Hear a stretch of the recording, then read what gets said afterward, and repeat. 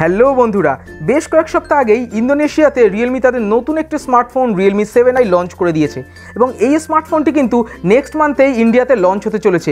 But Indonesia যে ভার্সনটি launch হয়েছে এবং ইন্ডিয়ান যে রিয়েলমি 7i ভার্সনটি লঞ্চ হবে তার মধ্যে কিন্তু স্পেসিফিকেশন অফ প্রাইসের দিক থেকে যথেষ্ট ডিফারেন্স রয়েছে। তবে আপনারাও যদি ইন্ডিয়ান রিয়েলমি 7i ভার্সন সম্পর্কে সকল তথ্য এবং স্পেসিফিকেশন ও প্রাইস রিলেটেড সব তথ্য জানতে চান তবে অবশ্যই আজকের ভিডিওটা লাস্ট পর্যন্ত দেখুন। আমাদের প্রতিটি নতুন ভিডিওর আপডেট পাওয়ার জন্য ভিডিওর নিচে যে লাল সাবস্ক্রাইবার বাটনটি আছে সেখানে প্রেস করে আমাদের চ্যানেলটি সাবস্ক্রাইব করো এবং পাশের বেল আইকনে ক্লিক করে অল নোটিফিকেশনটিকেও অ্যাক্টিভ করে দাও। ফাইনালি বেশ কিছুদিন রিউমারে থাকার পর রিয়েলমির নতুন স্মার্টফোন রিয়েলমি 7i অক্টোবর মাসে ইন্ডিয়াতে লঞ্চ হতে চলেছে এবং ডিজাইনের দিক থেকে এই স্মার্টফোনটি কিন্তু রিয়েলমি 7 প্রোর সঙ্গে বেশ কিছুটা মিল রয়েছে। তবে চলুন এবং একে একে দেখে নেওয়া যাক এই রিয়েলমি 7i কী কী স্পেসিফিকেশান রয়েছে।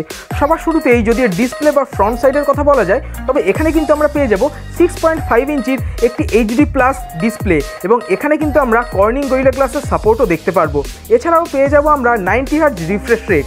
এছাড়া যদি আমরা এই স্মার্টফোনটির ফ্রন্টে একদম উপরে লেফট সাইডে খেয়াল করি এখানে আমরা পেয়ে যাবো একটি পাঞ্চহোল এবং এই পাঞ্চহোলের মধ্যেই থাকছে 16 মেগাপিক্সেলের একটি সেলফি শুটার যার অ্যাপারচার f2.1।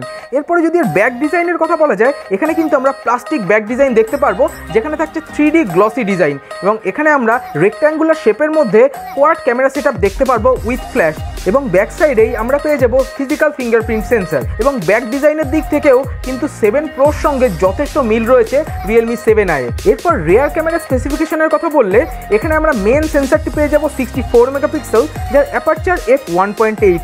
এছাড়াও থাকছে 8 মেগাপিক্সেলের একটি আলট্রা ওয়াইড অ্যাঙ্গেল লেন্স। এছাড়া থাকছে 2 মেগাপিক্সেলের একটি ডেপথ সেন্সর এবং 2 মেগাপিক্সেলের একটি মাইক্রো লেন্স এবং এই কোয়াড রেয়ার ক্যামেরার সাহায্যে আমরা ফুল এইচডিতে 30 fps ভিডিও রেকর্ডিং করতে পারবো।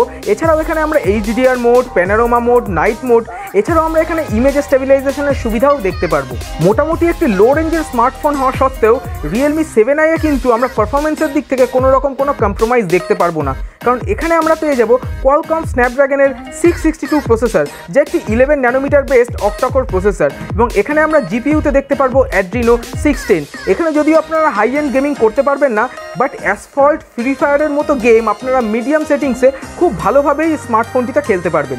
রিয়েলমি 7i স্মার্টফোনটির ইউজার এক্সপিরিয়েন্সকে আরও স্মুথ করার জন্য এখানে কিন্তু আমরা অ্যান্ড্রয়েড 10-এর সাপোর্ট দেখতে পারবো যা অবশ্যই কাস্টমাইজ করা হয়েছে রিয়েলমির নিজস্ব ইউআই এর সাহায্যে।